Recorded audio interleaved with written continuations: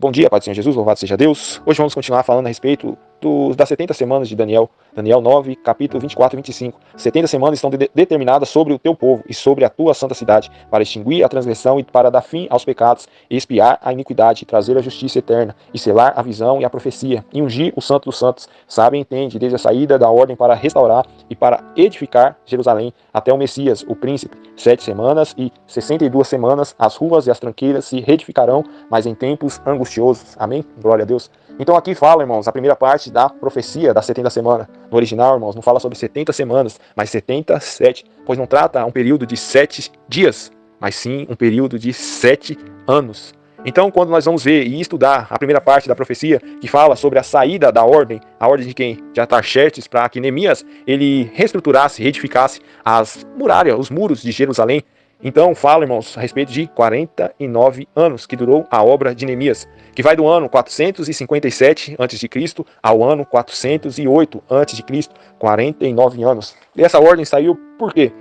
A Bíblia fala que Neemias ele estava no palácio sossegado, tranquilo, e ele recebeu uma visita de um dos seus irmãos no ano 20º, no mês de Quisleu. Ele estava na fortaleza de Suzã, e veio Anani, um dos seus irmãos, e Neemias ele perguntou: como é que está os judeus que escaparam do cativeiro? Como que eles estão?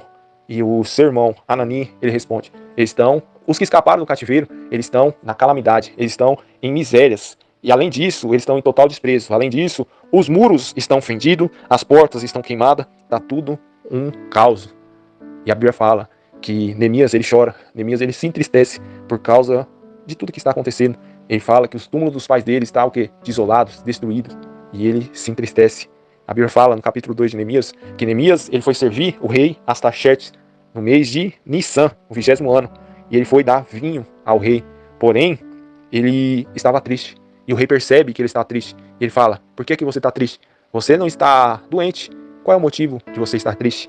Alguns estudiosos acreditam, irmãos, que o rei fez essa pergunta porque aqueles que serviam ele, se estivesse planejando algum mal, eles mostrariam no seu semblante. E Neemias ele vai e responde ao rei. Ele fala: viva o rei para sempre. Como eu não estaria triste, o meu povo está assolado, a cidade está destruída, os sepulcros do meu pai está assolado. E como é que as portas estão consumidas pelo fogo? Como é que eu posso estar alegre? E o rei me disse: que pedes agora? Então eu fui, orei ao Senhor dos céus.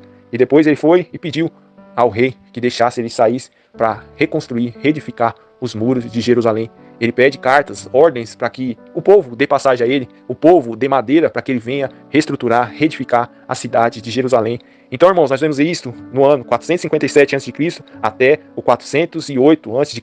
Nós vemos que ele constrói esses muros por meio de assolações, por meio de perseguição de Tobias e Sambalate.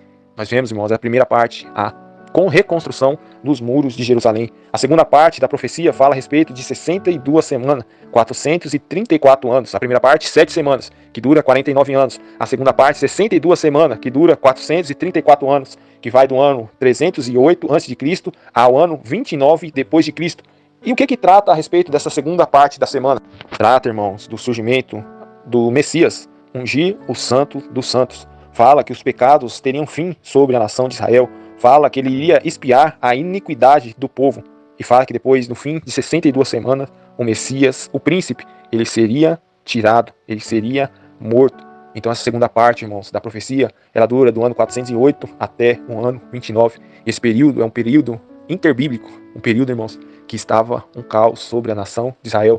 Muitas guerras, houve muitas trocas de reinos, de imperador, passa pelo Império Medo, pelo Império Grego, e agora, irmãos, eles terminam por fim o Império Romano. Então, irmãos, é um período de caos, é um período de sofrimento, é um período, irmãos, que o povo ele está com a mente cauterizada. Eles estão aguardando o Messias, eles estão aguardando, irmãos, o Messias. E o Messias, ele vem, e o povo está com o coração tão endurecido que não percebe o Messias. O Messias estava ali, trabalhando com eles, vivendo com eles, e eles não percebem. A Bíblia fala que a lei serviu de tutor para mostrar o Messias, conduzir eles até o Messias. E o Messias estava ali diante deles, e eles não perceberam. Eles mataram o Messias.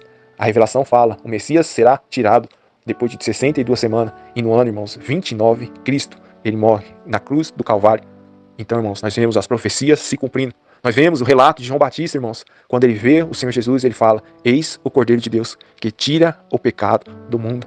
Nós vemos o Senhor Jesus, ele falando, eu não vim senão para as ovelhas perdidas da casa de Israel. Ele veio chamar o povo de volta ao concerto, de volta a uma aliança com Deus. Ele veio atrás, irmãos, dos publicanos, ele veio atrás das prostitutas, ele veio atrás daqueles, irmãos, que era discriminado pelo povo de Deus. Ele veio trazer um concerto, uma aliança nova ao povo. Ele veio chamar, irmãos, à obediência, a voltar para a presença de Deus. Porém, ele foi levado, ele foi cativo, ele foi tirado no meio do povo.